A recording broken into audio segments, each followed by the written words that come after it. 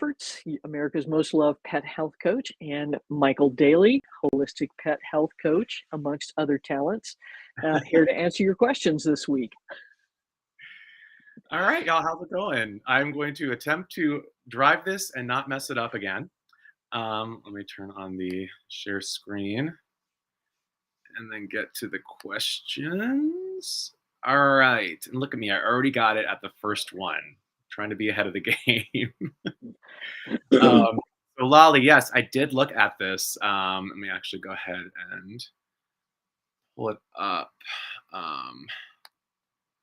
So, homemade food recipe. Excuse all my pop-ups. So what this is missing, basically, y'all, is which was answered in the comments, which I love because I love reading the comments and be like, oh, you guys got it. So calcium and a multivitamin are the two things that are missing from this to really kind of make it a fully balanced diet. Although she did say at the bottom, someone pointed out to make sure you just show this to your vet and any other supplements that are needed to add in.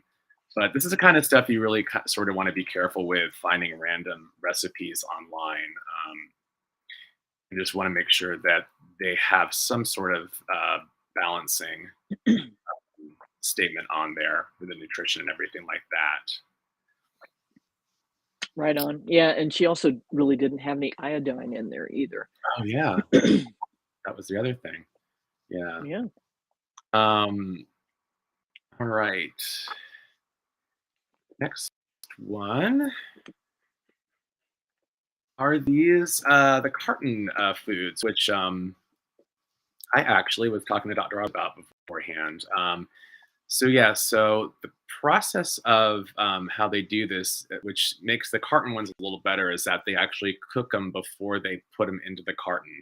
So as opposed to the cans where they actually put the food in the can and cook them in the can, and that's where you get the carcinogens. So the carton foods are a little better as a backup than the canned foods. Just be careful because this is actually like these look more like toppers than actual food. These on this Yeah, one.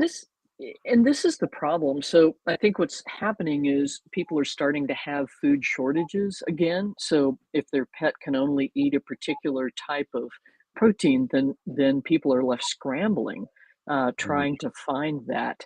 So I think that's part of what's going on. And then the other issue is that just the expense of buying whitefish at Costco has gone up, and so now sometimes these are more cost efficient, but a lot of it is just making sure you don't run out. Yeah. I will say I did try when I was back in LA, I saw these cartons and I was like, oh, these are really cool. So I got I paid, oh my gosh, I paid like $15 for like 3 cartons and my cat did not eat any of it. Nemo was said no Well, to that. Nemo's a little particular too. Yes. And then Kathy, you had pulled up, so you got these canned ones, and I did pull up these. Um, and although we're talking about the carcinogens from the canned, I thought this wasn't too bad. Of a diet. I was looking at the ingredients. So this is a lamb feast, and I picked the lamb feast because I just wanted to see if they stuck with lamb, and they pretty much do in the ingredients as well. So Yeah, that's awesome. Looks like they've got a little flaxseed in there, but they actually just have pretty much lamb in there as the protein, which is great. yeah, yeah, and But yeah, same with I was looking at the beef one too, and the same with beef. So I was like, oh, these are pretty cool. So yeah. All right, yeah, let me right go on. back. And a lot of times they'll put flax in there because they'll use that as an omega-3 source. And so they can list omega-3 fatty acids on the label, All but right. can't absorb them. Yes, yeah. All right, Jennifer. Everything's gonna be fine. I promise you. You have you're just a little nervous about making the recipe. Um, and you just follow the ingredients, follow the directions. It's gonna be fine.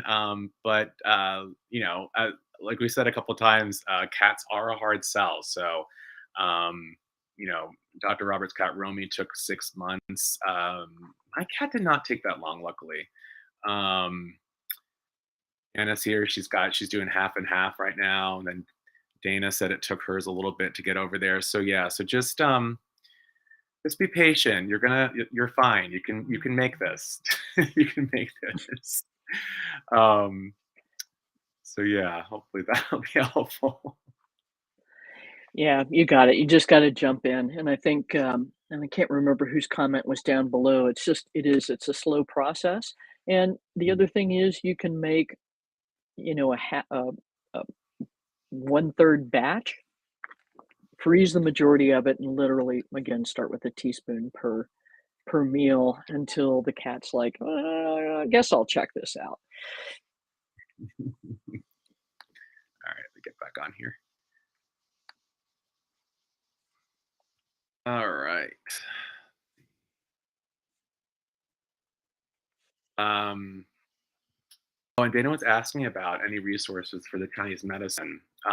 And Jimmy Rice in the bottom here put the one that I was thinking of was the four pause five directions.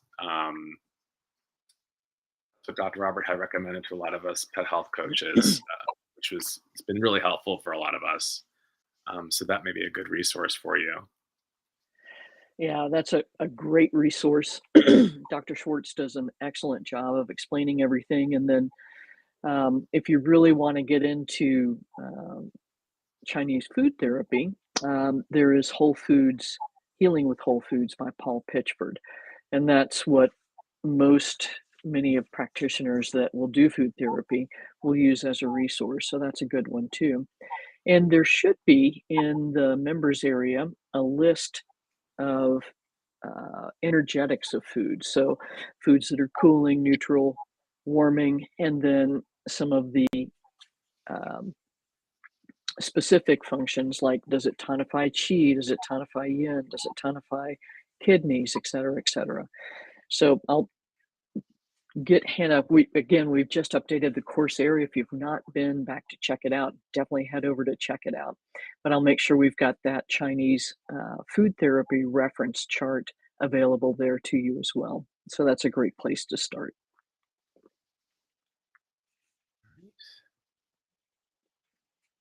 And Sandra, oy. um, I'm so sorry. You rescued a little guy and trying to be good. And it's almost a no good deed goes unpunished, right? So yeah, so I'm so sorry for your little guy. So um, he's recommending the Blue Buffalo hydrolyzed fish diet. So with hydrolyzed diets, what they're doing is they're basically breaking down the protein as minimal as they can to where it won't have your pet won't have a allergic reaction to it. Um, Problem is that it's still a kibble, which is really hard for a pet to break down. They have to use a lot of moisture. That's why wet food's better overall. And then I have heard this before that the pet just doesn't really like it. It's just a very bland taste. Not that I've tasted it. I should taste it. I've tasted dog food before, so but it seems like it would be really pretty bland. So yeah, so one thing I would recommend is, and we recommended this last time, is I'm going to pop it up here, is the pet wellness life stress scan. And so what this is going to do, they'll send the box to you, and you're going to basically give some samples from your pet, and it's going to tell you what exactly kind of types of food your pet is allergic to. So that may be a good place to start off with. That way, it'll give you a better direction into the next question you asked about what CrockPet diet you should use. I would say if you're going to go um, off the cuff of it, I really honestly would recommend the wellness scan. But if there's a protein that your pet hasn't been introduced to, so like I think that's why he picked fish, because fish tends to be one that a lot of owners haven't had their pets type of protein that owners haven't had their pets seen. But there's also pork, which is a good one that is not in a lot of diets, and you can introduce your pet to that as well. So yeah, but and also like this is something where you can always contact me and I can help you with a consultation. The thing with this kind of stuff is that it just takes time. It's just getting that gut healthy. Um, and getting it back on track. But it can take time, and there's going to be some ups and downs with it. But I've seen the CrockPet diet do wonders on this kind of stuff and getting the gut in check. So there's another thing I was going to recommend for you in the members area that is great. It is the Dr. Roberts Gut Health course, which is free in the members area. And that kind of gives a little more explanation on gut health and things you can slowly do to kind of get the gut back in check. So hopefully that'll help you out. But I know it's a scary thing and it's a frustrating thing, but with time you can get your little guy through it. So And kudos to your vet for actually diagnosing yes. SIBO. I mean, that's fantastic. You've really got somebody that's on the ball. And frankly, Sandra, I think Michael's absolutely on the money. I would do the um, life stress scan test so you can get an idea what's going to be needed, and then go check out the link I just posted to the so where you can make an appointment with Michael or one of the other pet health coaches. But what Michael can do for you is take that test result and then create a rotation and elimination diet. And that's going to make an enormous difference. So, and the reason he's not saying probiotics at this point is that the bacterial count's super high. You throw more probiotics in there, and it just ends up creating misery. So, great news that you got a good diagnosis, and Thailand powder is awesome for this situation. It will definitely help give you some space to get your dog comfortable until you can get a game plan together. Yeah. And then Elizabeth Silverberg had she put a post on the animalbiome.com, um, which that was really helpful for you, Dr. Roberts. Was hasn't it been? Well, actually, so and this is something that gets a little tricky because I think you've got to get the um, bacterial count down sufficiently because these are given orally, and so the capsule will open up. So if the SIBO is not well controlled, then it could actually make the symptoms worse. Now, if you're because your vet is really forward thinking, you can talk with him about this. They do have a protocol to do a fecal transplant via an enema, and that would be the preferred route. Um, but I just had fecal transplant. The up, but for SIBO symptoms on the human side, what they would do is treat with Xifaxan, which is similar to Flagyl, and then attempt the microbiome transplant, whether that's with frozen oral capsules or with an enema. But I think an enema version would be a much better approach in this situation. And that's a long, drawn out answer. I knew you could give it better. That's why I passed it to you. All right, Dana, is anyone experiencing cats with increased appetites? Both my dogs are wanting to eat way more than usual now with the colder weather is here.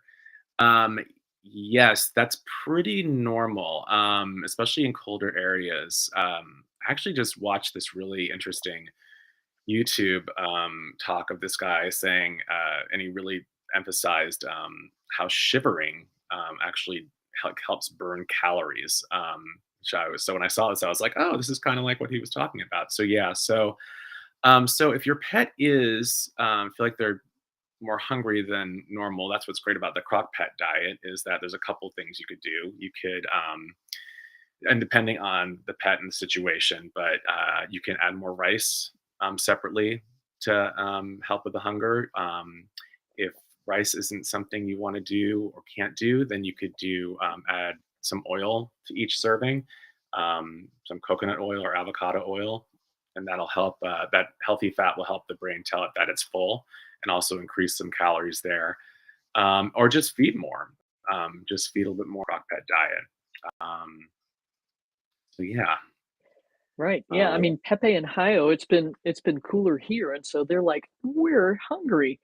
But mhm. yeah, that whole shivering thing came out of somebody being obsessed with why Michael Phelps could eat 6,000 calories a day and should only need 4,000, and it's because he's in the water and cold all the time.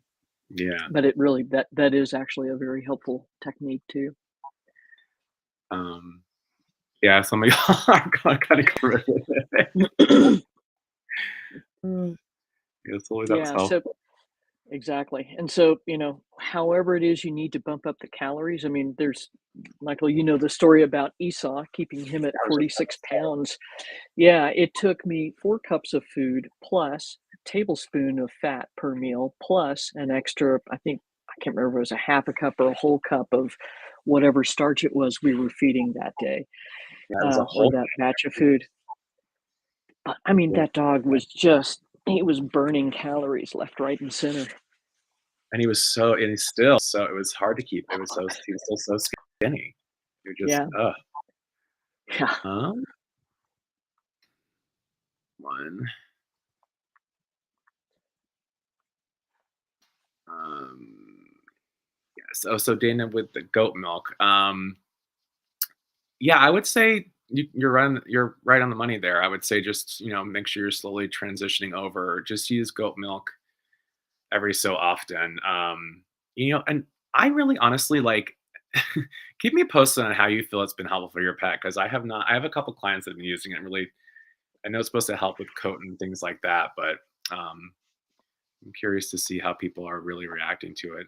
I feel like it's one of those things that I've just all of a sudden a lot of my clients are using goat milk because they're getting it from different stores um, that are offering it. So yeah, but yeah. And then essentially too, because it's not pasteurized, it becomes a probiotic food to some degree, and so that's kind of the concept. And then Answer's pet food was one of the big ones to use fermented goat milk, and they sort of changed how they do things. But yeah, see how it happens, see how it works. It may be helpful. I found out I'm actually allergic to goat, unfortunately. When I was because I tried that too, drinking unpasteurized goat milk to improve my gut function, and it's like, oh dang it. mm, uh,